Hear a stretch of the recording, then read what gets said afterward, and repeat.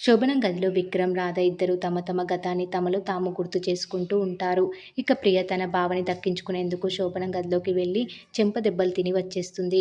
ప్రియ అలా శోభనం గదిలోకి వెళ్ళడం, బావ కోసం పిచ్చి పనులు చేస్తుండడం చూసి కూతుర్ని మందలిస్తుంది దమయంతి.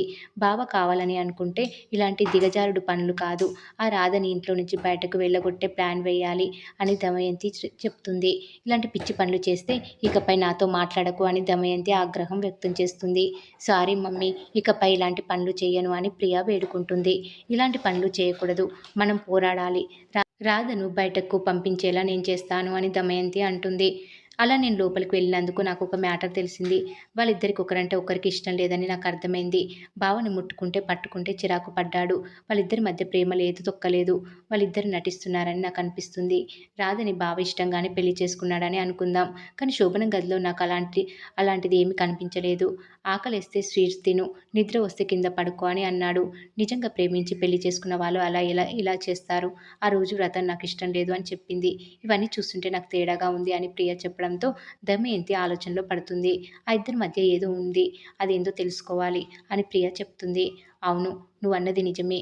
విక్రమ్ మహాజాదు, ఎదుటి వారి ఆలోచనలకు అందడు అని దమయంతి అంటుంది. చూసుకుందాం మామ్ అని ప్రియ అంటుంది. విక్రమ్తో నీ పెళ్లి త్వరలోనే జరుగుతుంది.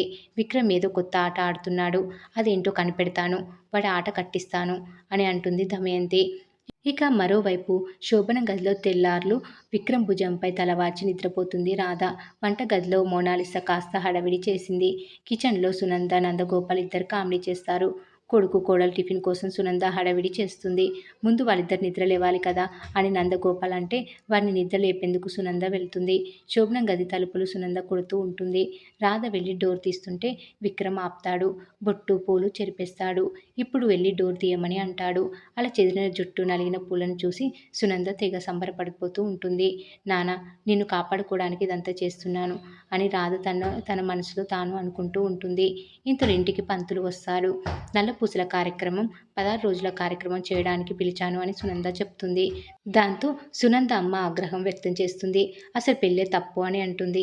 ఇంతలో విక్రమ్, రాధల్ని సునంద పిలుస్తుంది. అసలు ఇంట్లో పెద్ద ఎవరు అని దమయంతి అడ్డుపడుతుంది. కొత్త జంటకు 16 రోజుల పండుగ తప్పేంటి అని సునంద ప్రశ్నిస్తుంది. ఇక ఈ విషయంలో సునంద, దమయంతి మధ్య మాట పెరుగుతుంది. ఎవరేం చేసినా సరే నా కొడుకు కోడలికి జరగాల్సిన అన్ని సాంప్రదాయ కార్యక్రమాల్ని చేస్తాను అని సునంద అంటుంది. ఇక ఇంతలో దుర్గా ఎంట్రీ ఇస్తాడు. ఎవర్రా నువ్వు ఇంట్లోకి వస్తున్నావు అని దమయంతి అడుగుతుంది. సరాసరి కాదు, ఎన్నో చోట్ల తిరిగి నా గమ్యానికి చేరుకున్నాను, అంతే కదా రాధా అని దుర్గా అంటాడు. రాధ ఇతను నీకు తెలుసా అని రాధని దుర్గ గురించి సునంద అడుగుతుంది. ఆకాశాన్ని నీకు చంద్రుడు తెలుసా అని అడిగితే ఎంత విచిత్రంగా ఉంటుందో, నా గురించి రాధకి తెలుసా అని అడిగితే కూడా అంతే విచిత్రంగా ఉంటుంది అని దుర్గా అంటాడు. నేను ఆకాశాన్ని అయితే రాధ చందమామ అని దుర్గా అంటే నందగోపాల్ కోపంతో రగిలిపోతూ ఉంటాడు.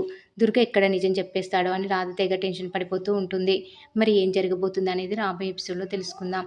ఈ వీడియో కనుక మీకు నచ్చినట్లయితే లైక్ చేయండి, షేర్ చేయండి, సబ్స్క్రైబ్ చేయడం మాత్రం మర్చిపోకండి. Please subscribe.